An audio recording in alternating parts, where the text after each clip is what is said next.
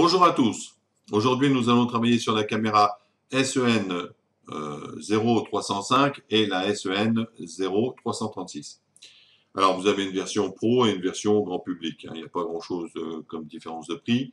Je vous conseille fortement de prendre la version pro. Alors, on a vu sur un tuto comment effectuer la reconnaissance faciale.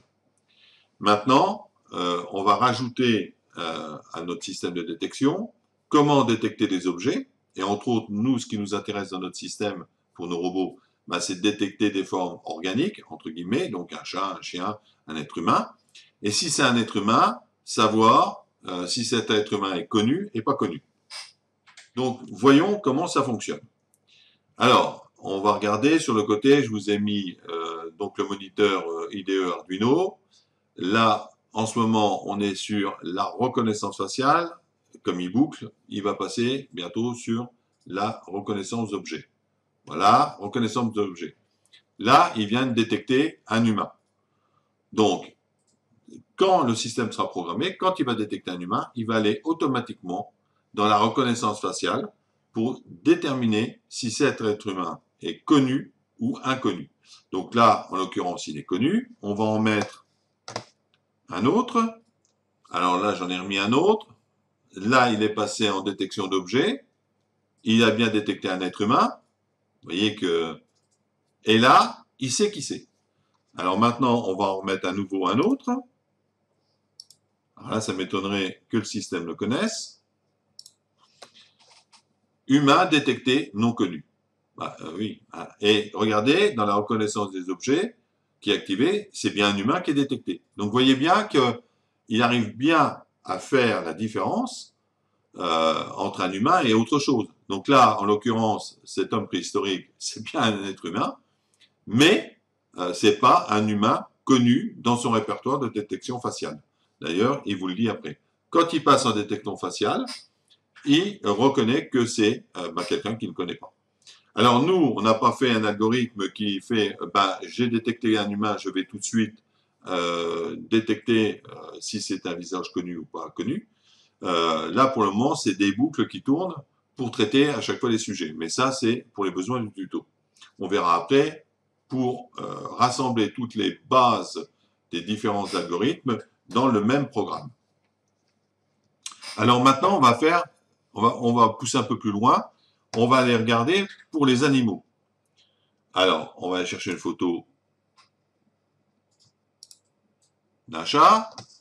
Voilà. Je vais passer là. Donc là, pas de détection forme humaine.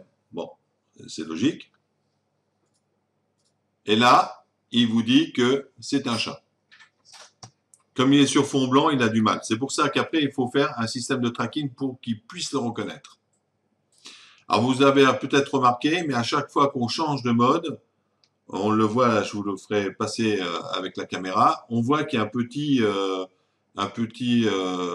temps de latence au niveau de la caméra pour commencer à être opérationnel. Alors là, dans le programme, on a prévu ce petit temps de latence par le biais d'une tempo. Donc, on attend que le temps de latence disparaisse, de façon que les trames qui arrivent vers la carte d'analyse, qu'elles ne soient pas erronées. Alors là, on voit, c'est un chat, il l'a reconnu. Alors, on va pousser le vis encore plus loin. On va prendre un chat avec des lunettes. Voyons voir s'il le reconnaît. Vous voyez? Il détecte le chat. On va prendre un autre chat. Voilà. Vous voyez que même une partie du visage, de la tête du chat cachée, ou par des lunettes, ou par un masque, eh bien, le système reconnaît que sous ces caches, il y a bien un chat qui est en dessous. Et pour un chien, on va vérifier si ça fonctionne aussi bien. Toc, on va mettre un chien. Voilà, c'est bien un chien. Donc, on s'aperçoit quand même avec ce type de caméra qu'elle arrive à détecter dans les chats toutes sortes de races de chats. Et même si le chat a un bandeau sur la gueule, eh ben, il détecte que c'est quand même un chat. Pour un chien, c'est pareil. Il arrive à le détecter. Qu'il a la langue tendue, pas tendue, il arrive à détecter le type de chien. Et pour les êtres humains, eh ben, aussitôt qu'il a la caractéristique de l'être humain, dans 95% des cas, il arrive à détecter que c'est un être humain. Alors, on va regarder un petit peu le programme. Comment ça fonctionne au niveau du codage. Donc, dans le programme principal qui se trouve dans le premier onglet, on a évidemment les déclarations de toutes sortes, les inclusions de bibliothèques, les déclarations de variables globales. On a évidemment la partie setup, où on va mettre en route la communication avec la caméra, la communication avec le moniteur série. On va même chercher le type de caméra qui est utilisé. Hein, comme ça, c'est un programme qui peut être utilisé dans différents types de caméras, si vous utilisez la 305 ou la 336, en sachant que bien la 336, la version Pro, a une qualité vidéo bien supérieure à la première, la 305. Vous avez ensuite donc la boucle loop, ça ne change pas beaucoup. Elle fait appel au sous-programme. Alors, comme je vous ai expliqué tout à l'heure, quand on fait une reconnaissance d'objet, on n'a pas un système d'algorithme qui va nous dire passe tout de suite dans le système de reconnaissance faciale. Non, ce n'est pas le cas. Là, pour le moment, on travaille dans des boucles et à chaque fois que la boucle est terminée, on passe à l'autre boucle et ainsi de suite. Mais ça, c'est pour les besoins du tuto. Vous avez pu remarquer ici, nous avons 4 onglets, 3 onglets de programme, un autre pour des commentaires. Je vous ai mis donc le premier onglet, c'est le contrôle du type de caméra. Au moins ceux qui voudront l'utiliser, tout est mis dans cet onglet. On arrive dans cet onglet, reconnaissance des objets, et quand on arrive dans cet onglet, première chose qu'on fait, ici, eh bien, on va basculer l'algorithme de reconnaissance des objets. Et comme je vous ai expliqué tout à l'heure, quand la caméra récupère cette trame et change son algorithme, eh bien, à un moment de latence, elle peut envoyer n'importe quoi sur la partie série. Donc, pour éviter ça, on a une petite tempo de façon que la caméra est stabilisée, qu'on puisse récupérer les informations qui sont correctes. On fait nos vérifications d'usage. Je vous ai fait un petit rappel à chaque fois. Et avec les idées qui sortent, on peut savoir si c'est un chat, un humain détecté ou un chien. Vous voyez, c'est relativement simple.